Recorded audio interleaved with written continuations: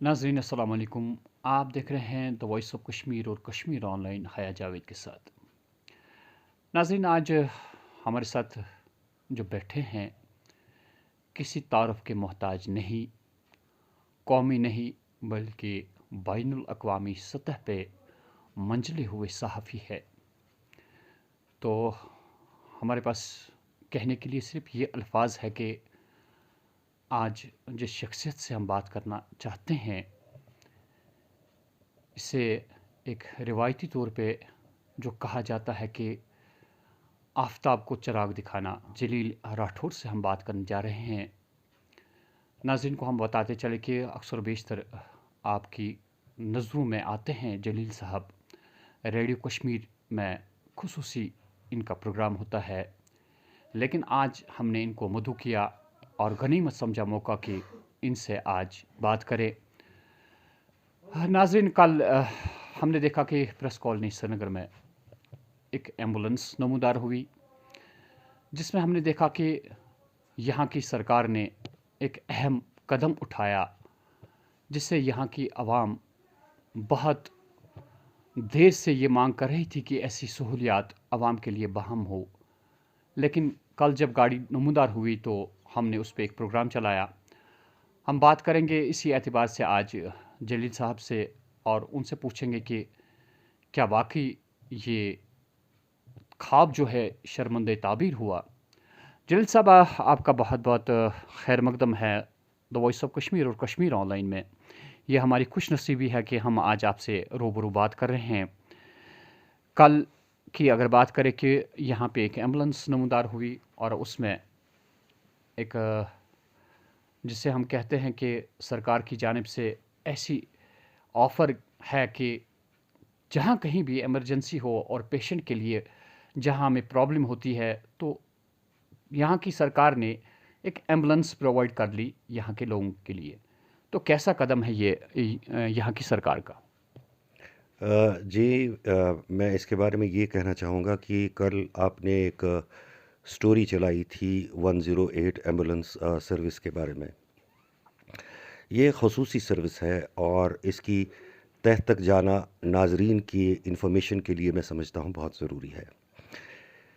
108 ambulance service actually इसको emergency response service कहते हैं, ईआरएस सर्विस। बेसिकली ये आइडिया आपको याद होगा कि साउथ का एक बहुत बड़ा आईटी टाइकून था रामालिंगम राजू, जो कि सत्यम नाम से एक कंपनी चलाता था, जिसकी बैनुल अक़वामी सतह पे भी भारत से बाहर भी उन्होंने एम्प्लॉयमेंट जनरेट की थी। ये उस वक्त की बात है जब कांग्रेस की लीडरशिप थी उधर और राजशेखर रेड्डी वहाँ के चीफ मिनिस्टर हुआ करते थे, जिनके बेटे आज आंध्र प्रदेश के वज़ीर आला है। तो एक बहुत ही एक ऐसा आइडिया था कि इनोवेटिव ऐसा था, आपको याद होगा जो लोग राजू को जानते हैं, सत्यम के जो मालिक थे, तो वो बहुत इनोवेटिव आदमी थे। तो ये उनके ख़्याल में आया कि मैं एक सीएसआर एक्टिविटी चलाऊं। सीएसआर एक्टिविटी अगर मैं एलॉबरेट कर दूं तो उसका मतलब ये होता है कि कॉरपोरेट सोशल रेस्पॉन्सिबिलिटी। जितने भी बड़े बड़े बिजनेस हाउसेस हैं या जो भी कॉरपोरेट्स हैं, उनको ज़रूरी होता है कि वो एक रकम मुख्तस करें और जिसको वो लोगों की भलाई के लिए इस्तेमाल करें, उस पर उनका कोई टैक्स नहीं लगता है।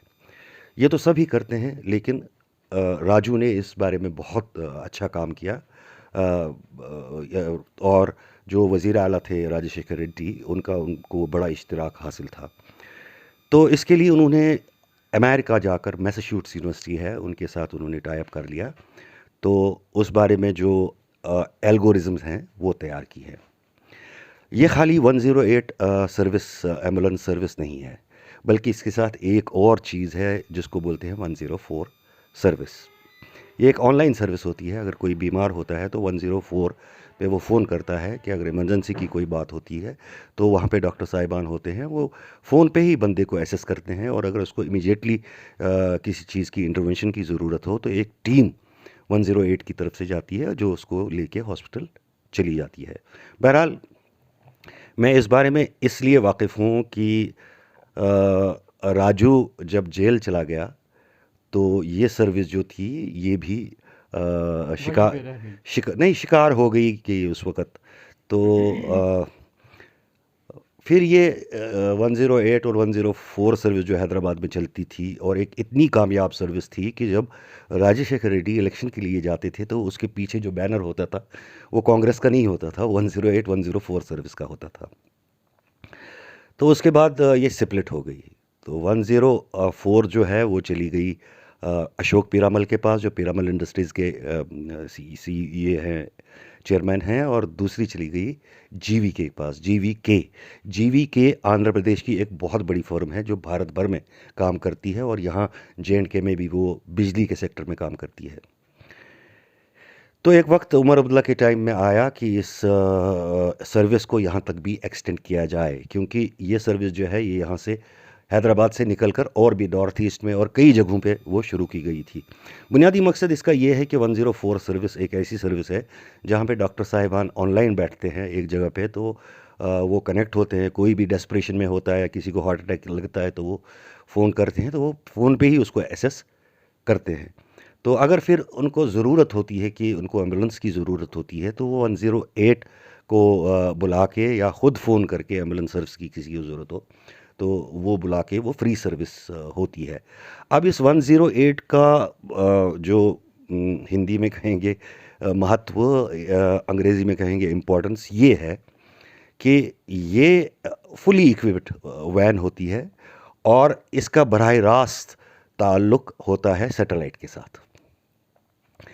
तो जब ये लोग यहाँ आए, मेरी कुछ जान पहचान थी अशोक पीरामल की, जो EMRI के नाम से हैदराबाद में 104 सर्विस चलती थी और 108 सर्विस HMRI के नाम से चलती थी।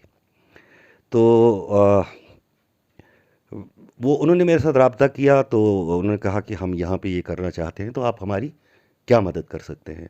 तो मैंने उन्हें कहा कि मैं वज़ीर आला के साथ, या उस वक्त श्यामलाल शर्मा जी यहाँ के वज़ीर सेहत हुआ करते थे, तो उनका कुछ प्लान था ऐसा करने का। तो मैंने सोचा, मैंने खुद देखा हुआ था कि ये कितनी लोगों के फ़ायदे के लिए, कि कितनी अहम सर्विस है। तो मैंने सोचा कि मैं अपना इसमें बैसत एक शहरी, ज़िम्मेदार शहरी, अगर मेरे हाथ में कुछ है, मैं अपने लोगों के लिए ये सर्विस यहाँ पे ले आऊँ। तो इस सिलसिले में मेरी बात हुई उस वक्त के वज़ीर जो सेहत थे श्यामलाल शर्मा जी। मैंने उनसे बात की तो उन्होंने मुझे सेक्रेटेरिएट बुलाया, बल्कि 2 डायरेक्टर्स को भी बुलाया। सारे डायरेक्टर्स जो हेल्थ से वाबस्ता हैं, चाहे आयुष के हैं, चाहे हेल्थ के हैं। तो हेल्थ के उस वक्त हुआ करते थे सलीमुर रहमान साहब, और आयुष के डायरेक्टर हुआ करते थे डॉक्टर कबीर वानी। तो यहाँ पे मैं जब चला गया तो मैं उनको अच्छी तरह नहीं समझा सका। तो उन्होंने कहा कि अब मेरे ऊपर सवालात किए। मैं तो एक अलग शोबे से था, मुझे जितना अबूरी तौर मालूम था मैंने उन्हें बता दिया। तो उन्होंने कहा कि अब क्या किया जाए। तो मिनिस्टर साहब मेरे रेस्क्यू को आए, तो बोले ये मेरी तरह हैं। मिनिस्टरों को जिस तरह पता नहीं होता है, उनके लिए टेक्नोक्रेट्स होते हैं, ब्यूरोक्रेट्स होते हैं, वो उनको समझाते हैं, उनकी तरफ से समझाते हैं। तो उन्होंने कहा कि क्या आप ऐसा कर सकते हो कि आप अपने लोगों को, एक्सपर्ट्स को बुला सकते हो।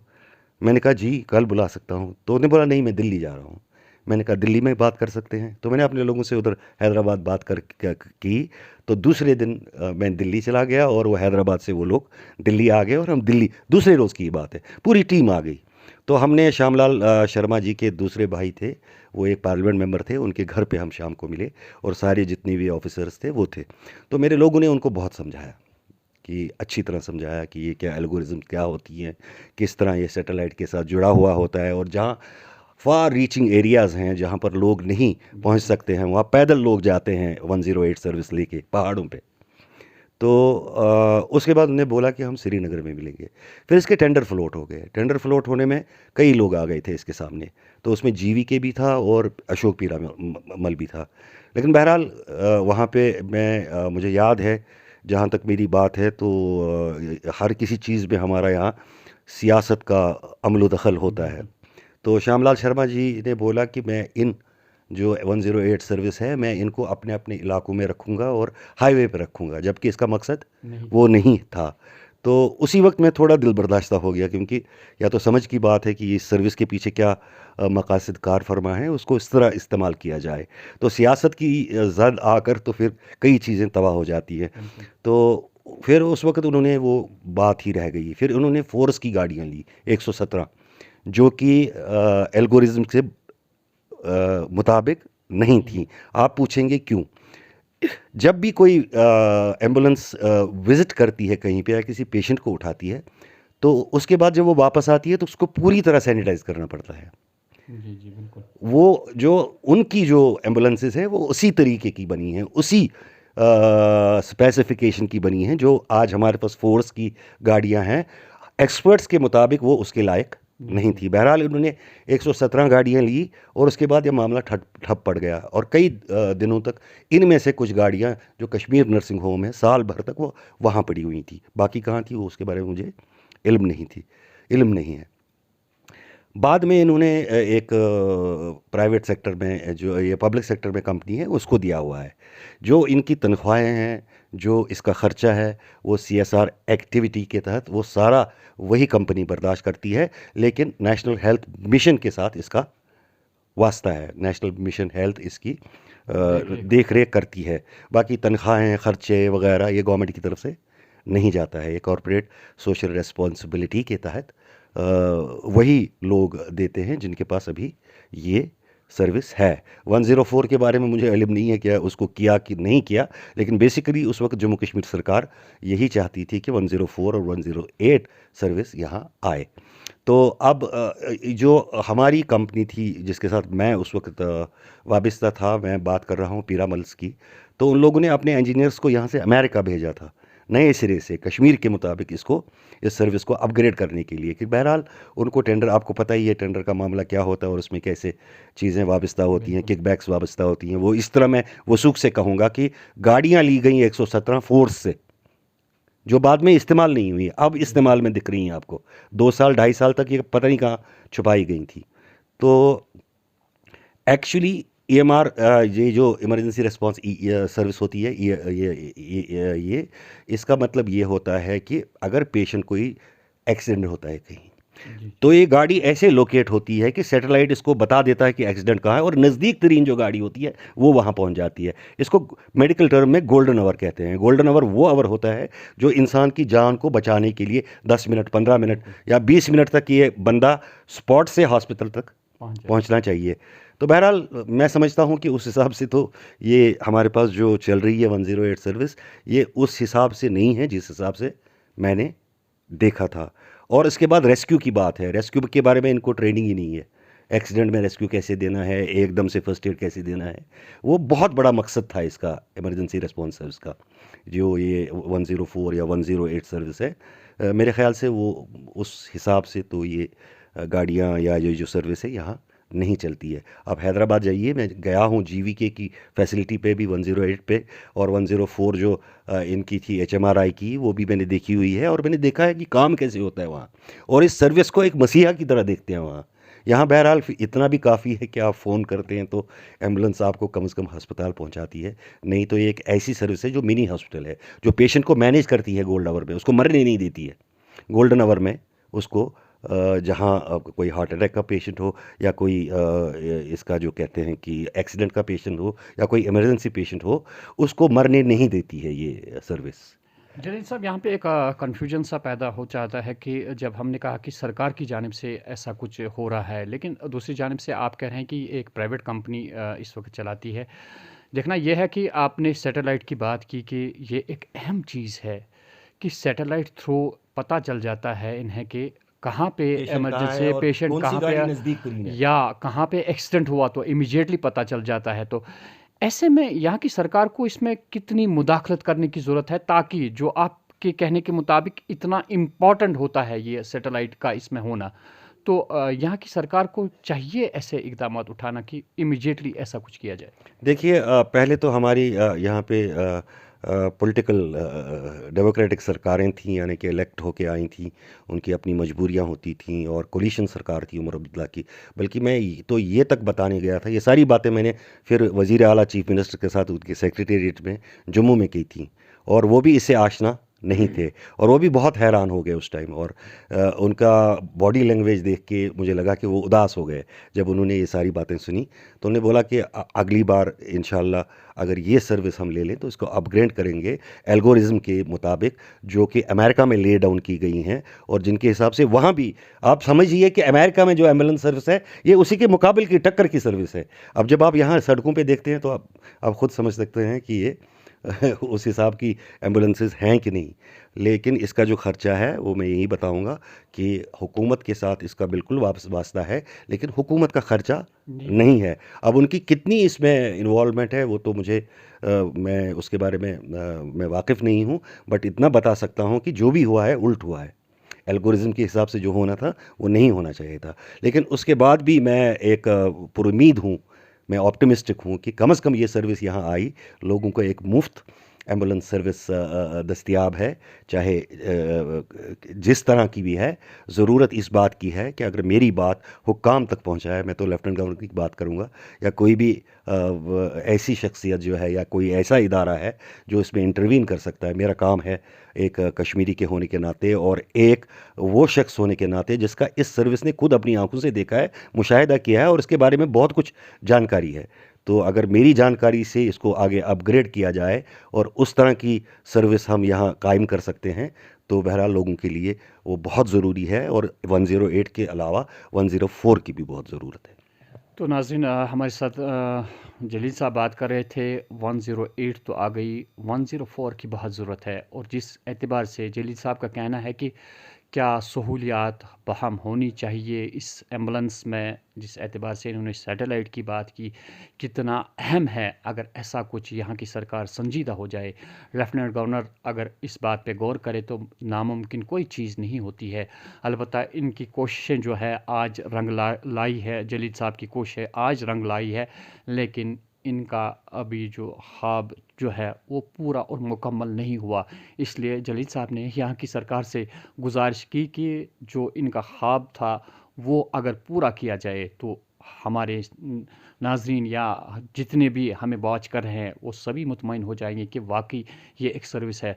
तो जलील साहब से बात जो आज हमने की तो हमें भी खुशी नसीब हुई। आइंदा हम आप लोगों से वादा करते हैं कि आज अक्सर बेशतर अब आप जलील साहब को हमारे साथ देखेंगे, क्योंकि काफ़ी महारत है इनके पास, एक वसी तजुर्बा है इनके पास। अक्सर बेशतर डॉक्टर साहिबान से बात करते हैं, लोगों के फ़ायदे की बात कर रहे हैं, लोगों को किस चीज़ से सहूलियात बहाल हो जाएगी, कौन से हरबे इस्तेमाल करने हैं लोगों को फ़ायदा पहुंचाने में। तो जलील साहब का अक्सर बेशतर इसमें किरदार एक अहम है। तो हमारी भी कोशिश रहेगी कि हम आज के बाद थोड़ा सा इनसे सीखने की कोशिश करेंगे और लोगों को भी वो चीज़ें दिखाएंगे, वो चीज़ें बताएंगे जो शायद आज तक हमें खबर नहीं। जलील साहब, आपका बहुत बहुत शुक्रिया। जी, आपका भी बहुत शुक्रिया, आपने मुझे बुलाया और इस बारे में बात की। ये भी आपकी जो वतन का दर्द है, और वैसे सहाफ़ी जो आप बहुत अच्छा काम करते हैं, तो उसके लिए आपको बहुत बहुत मुबारकबाद। और कल जो मैंने आपका ये 108 सर्विस के बारे में एक प्रोग्राम किया था आपने, तो मुझे लगा कि मेरा ये फ़र्ज़ बनता है कि मैं आपसे इस बारे में बात करूं, ताकि इंशाल्लाह एक तो लोगों को इसके बारे में सही सही इन्फॉर्मेशन मिले, और दूसरा अगर इसमें और मज़ीद कुछ करने की गुंजाइश है वो भी किया जा सके। इस बारे में मैं इख्तितामी अल्फाज इस तरह कहना चाहूँगा कि हमारे एक्सपर्ट को इस सर्विस को समझने के लिए हैदराबाद जाने की बहुत ज़रूरत है। वो वहाँ जाएं। 104 सर्विस पीरामल्स के पास है और 108 सर्विस जीवीके के पास है। दोनों जगह पे जाएं और देखें कि असल तरीके से किस तरह ये सर्विस चलाई जाती है, ताकि लोगों को वो मकसद मिले जिस मकसद के लिए ये सर्विस कायम की गई है। जलील साहब, आपका बहुत बहुत शुक्रिया। तो नाजरीन, आप देखते रहिए द वॉइस ऑफ कश्मीर और कश्मीर ऑनलाइन।